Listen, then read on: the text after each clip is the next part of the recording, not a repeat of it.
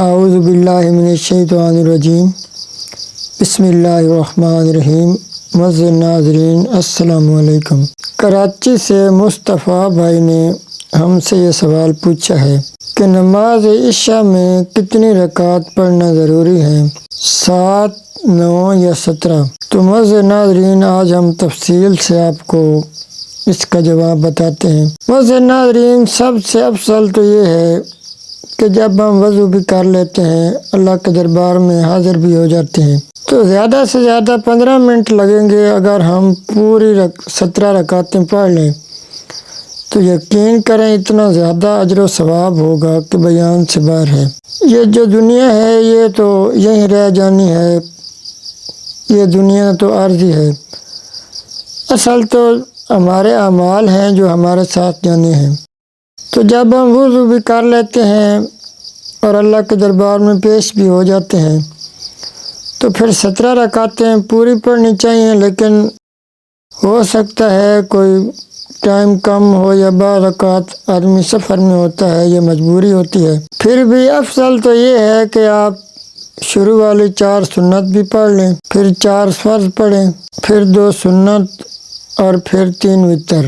کوشش آپ نے لازمی کرنی ہے کہ یہ کتنی رکعتیں بنتی ہیں، 4، 8، 10 اور 13، یہ 13 رکعتیں بنتی ہیں۔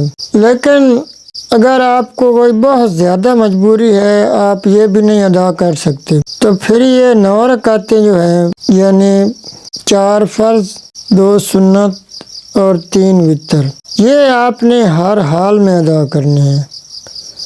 اگر یہ ادا نہیں کریں گے تو پھر آپ کی نماز بھی نہیں ہوگی، اور نماز تو آپ کو پتہ ہے کہ کسی حال میں بھی معاف نہیں ہونی، حتیٰ کہ اگر آدمی بیمار ہو تو اس پر بھی نماز فرض ہے، چاہے وہ اشاروں سے بھی پڑھے۔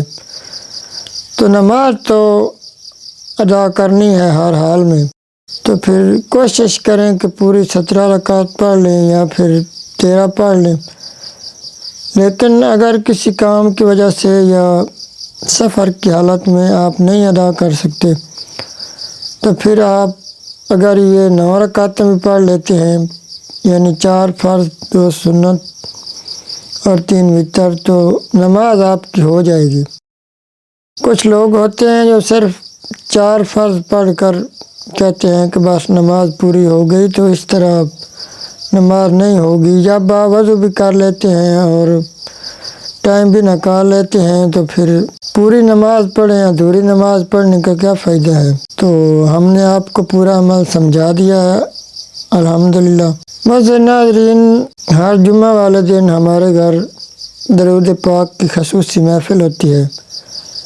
اگر آپ کا کوئی بھی کام رکا ہوا ہے یا کوئی بھی مسئلہ ہے تو آپ کمنٹ میں اپنا نام لکھیں، انشاءاللہ تعالی ہم جمعہ کی خصوصی محفل میں آپ کے لیے دعا ضرور کروائیں گے، اور انشاءاللہ تعالی آپ کا جو مسئلہ ہے وہ حل ہو جائے گا۔ آخر میں میری دعا ہے کہ اللہ پاک آپ سب کو ہمیشہ خوش رکھے، آپ کو بہت زیادہ رزق دے اور آپ کو کسی کا بھی محتاج نہ کرے۔ اللہ پاک آپ کا حامی و ناصر ہو۔ والسلام، اللہ حافظ۔